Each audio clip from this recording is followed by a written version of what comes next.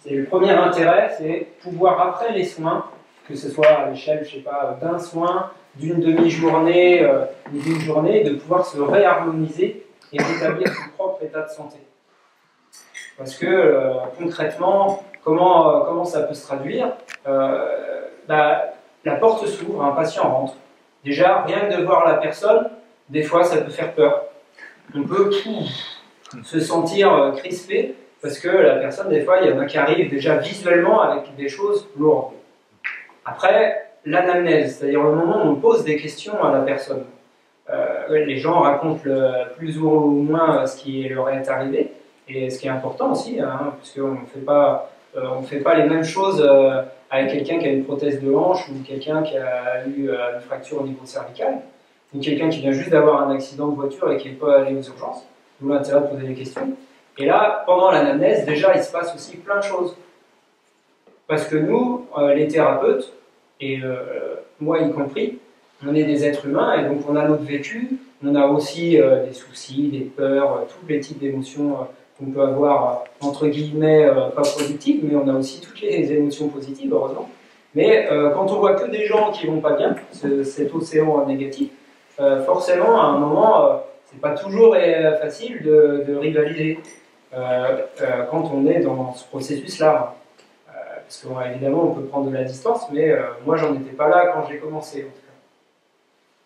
Et donc, comment on peut faire, finalement, pour pouvoir se réharmoniser? Moi, personnellement, et là, je parle bien à titre personnellement, l'onde du dragon, ça m'a permis, après chaque demi-journée, de me créer un enchaînement qui m'est propre, dont je ne vous ferai pas la démonstration aujourd'hui parce que ça serait trop long et que ce n'est pas l'intérêt.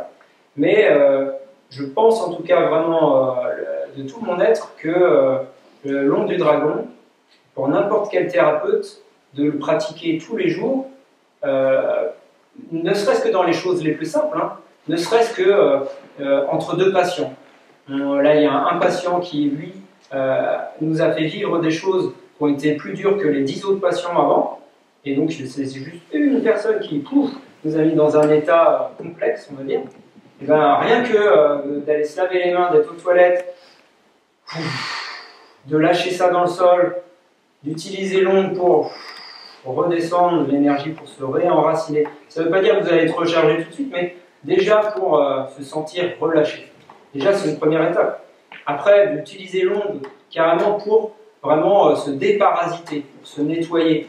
C'est-à-dire, quand on fait l'onde du dragon, bah forcément, comme on l'a vu dans certaines postures, il y a des moments où il y a des mouvements, on sent que ça tire, que c'est pas symétrique par rapport à un côté, par rapport à l'autre, qu'on a des douleurs à certains endroits. Et donc, ça nous amène à conscientiser des choses que si on ne prend pas le temps de s'arrêter et de visualiser, de prendre conscience, par exemple avec l'onde du dragon, de ces tensions accumulées, de ces blocages. Des fois, ça peut être juste des sensations, c'est-à-dire que physiquement, on va pouvoir bouger, mais on va avoir une sensation pas agréable. Par exemple, quand on a trop de feu, parce qu'on a eu des patients qui nous ont amenés à récupérer ce type d'énergie parce qu'on n'était pas assez neutre, et qu'on a trop de feu, bah, on peut ne pas avoir de problème physique, mais se sentir pas bien, comme les gens qui vont avoir des crises d'angoisse ou sentir des sensations d'oppression, de mal-être, ça peut arriver.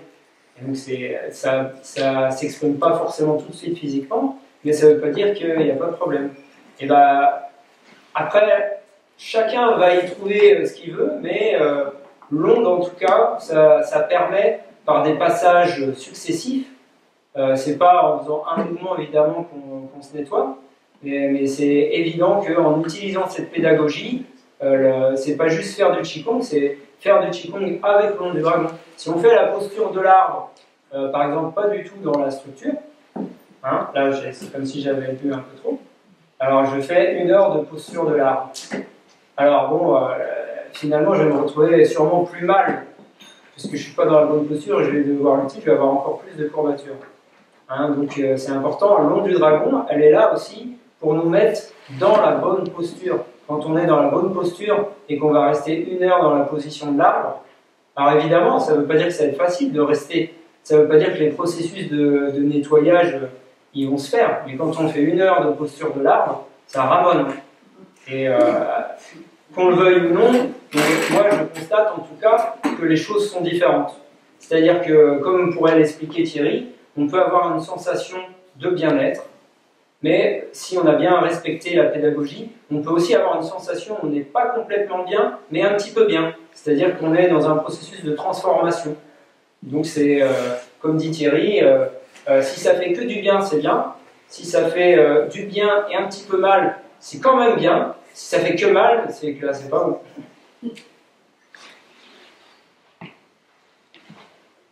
Et donc, pour moi, cette dépollution, ça permet d'être moins fatigué. Et donc ça, je l'ai vécu en pratique. Ne serait-ce que tout à l'heure, je vous disais qu'au bout de 4-5 patients par jour, j'étais déjà claqué. Alors évidemment, il y a d'autres facteurs extérieurs qui rentrent en compte. Là, aujourd'hui, je parle de qu'est-ce qui peut perturber le champ énergétique juste du thérapeute. Mais j'ai pu constater que j'ai pu passer à 10 patients sans problème sur une journée. Parce que ça me permettait à chaque demi-journée de récupérer, et même si j'avais la flemme ou que je me sentais bien même, de refaire mes exercices avec l'onde du dragon, ça me permettait de récupérer un état, c'est-à-dire des fois on n'était pas forcément moins fatigué, mais on était fatigué mais détendu. C'est pas la même chose quand on revient chez soi et qu'on est juste fatigué, tendu, vide, que d'être fatigué mais d'avoir le sourire, parce que on sent que c'est de la bonne fatigue. On se sent enraciné, on sent qu'on est dans des bonnes dispositions pour se recharger. Et du coup, quand on est moins fatigué, ça c'est tout ce que les gens peuvent vivre quand on a un sommeil de qualité, ça permet d'appréhender les choses différemment et donc de garder confiance et de ne pas aller à reculons faire son métier de thérapeute. Parce que c'est quelque chose qu'on voit, que moi je rencontre couramment puisque je soigne aussi des gens qui sont thérapeutes. Et on voit bien que le monde du soin est en souffrance presque autant que les gens qui viennent se faire soigner. Donc c'est bien qu'il faut trouver quelque chose pour remédier à ça. Et donc forcément, si le thérapeute il prend soin de lui-même, il a moins besoin lui-même d'aller se faire soigner. Donc forcément on gagne en autonomie, à la fois on peut travailler plus, si on a envie, c'est pas une obligation, hein, mais aussi du coup on est moins dépendant, on va dire, ça permet d'avoir un outil qu'on a tout le temps avec nous. On peut être tout nu dans la nature, on a l'onde du dragon, elle est toujours là.